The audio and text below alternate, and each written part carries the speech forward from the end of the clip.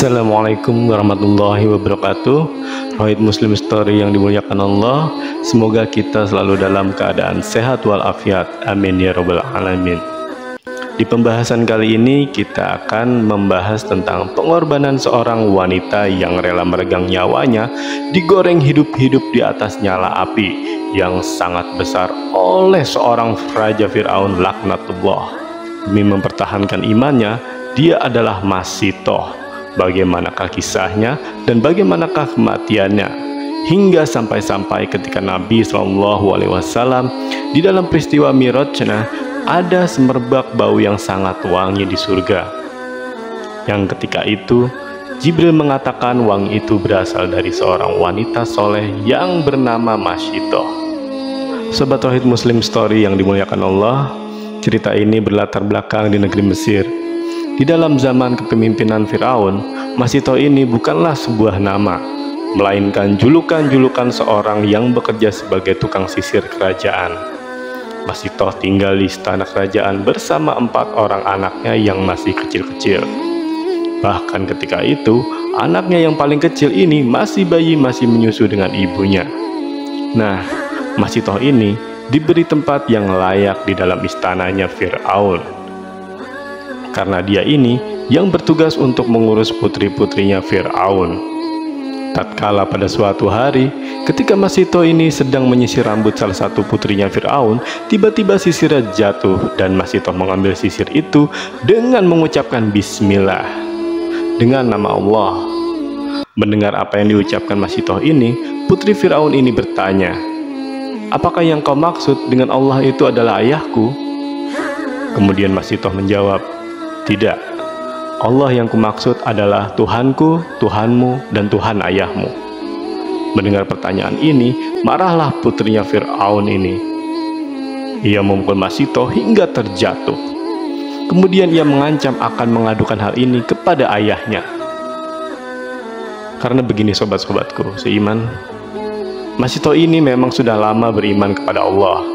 Dia menuhankan Allah, bukan menuhankan Fir'aun. Dia ini mengikuti syariat Nabi Musa alaihissalam, tapi dia menyembunyikan keimanannya karena dia takut apabila keimanannya itu diketahui Fir'aun, Masitoh dan keluarganya akan terancam nyawanya. Maka putri Fir'aun ini mengadu kepada ayahnya yang tak lain adalah Raja Mesir Fir'aun yang menganggap dirinya Tuhan. Dan seluruh rakyatnya di zaman itu wajib untuk menyembahnya. Kemudian mengetahui hal ini, marahlah Fir'aun. Kok bisa-bisanya ada orang yang menyembah Tuhan selain dirinya? Terus orang ini malahan orang terdekat Fir'aun, orang yang sama-sama tinggal di dalam istana. Lalu dipanggillah Masitoh ke hadapan Fir'aun. Ia bertanya, "Apakah benar engkau menyembah Tuhannya Musa?" Masitoh pun mengiyakan apa yang ditanyakan Fir'aun ini. Kemudian Fir'aun mengancam, jika ia tidak mau murtad, maka akan dimasukkan ke dalam penjara. Tapi Masitoh tetap teguh dalam pendiriannya. Ia tetap bertauhid menyembah Allah Tuhannya Musa. Maka dimasukkanlah Masitoh ke dalam penjara. Di dalam penjara, Masitoh disiksa dan dipaksa untuk murtad. Tapi karena iman itu sudah dalam, masuk ke dalam hatinya, penyiksaan ini tidak juga membuat Masitoh murtad, bahkan membuatnya semakin yakin untuk tetap beriman kepada Allah Subhanahu wa Ta'ala. Dan pada suatu hari, Masitoh dikeluarkan dari penjara dan dihadapkan dengan Fir'aun. Fir'aun bertanya kembali kepada Masitoh untuk mau murtad dan kembali menyembah dirinya. Tapi Masitoh tetap tidak mau. Maka dipanggillah keempat anaknya Masitoh ini ke hadapan Fir'aun.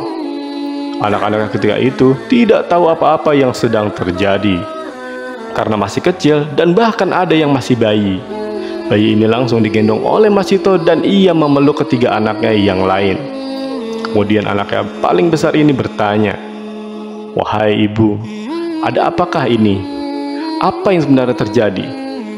Namun Masitoh diam saja dan bingung harus menjelaskan apa kepada anak-anaknya ini.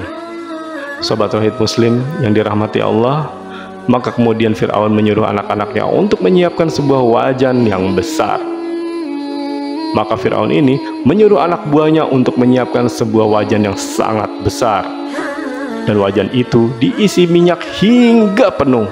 Lalu dibakarlah bara api di bawahnya, hingga minyak itu meletup-letup.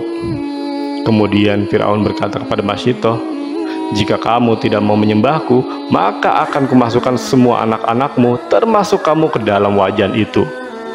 Tetapi tetap saja Masyitoh tidak mau, walaupun sudah diancam seperti itu. Lalu pengawal kerajaan mulai mengambil anaknya Masyitoh yang paling tua. Anaknya menangis dan menjerit-jerit memanggil ibunya terus. Anak ini dilempar ke dalam wajan yang sudah berisi minyak panas tersebut. Masyitoh menyaksikan anaknya meronta-ronta hingga dia wafat. Bahkan dia melihat tulang belulung anaknya itu terlepas dari daging karena matang oleh minyak panas tersebut. Ibu mana yang tidak hancur hatinya melihat buah hatinya dibunuh dengan cara yang sangat kejam. Fir'aun kembali menawarkan hal yang sama, tetapi Masyitoh tetap tegar dengan pendiriannya.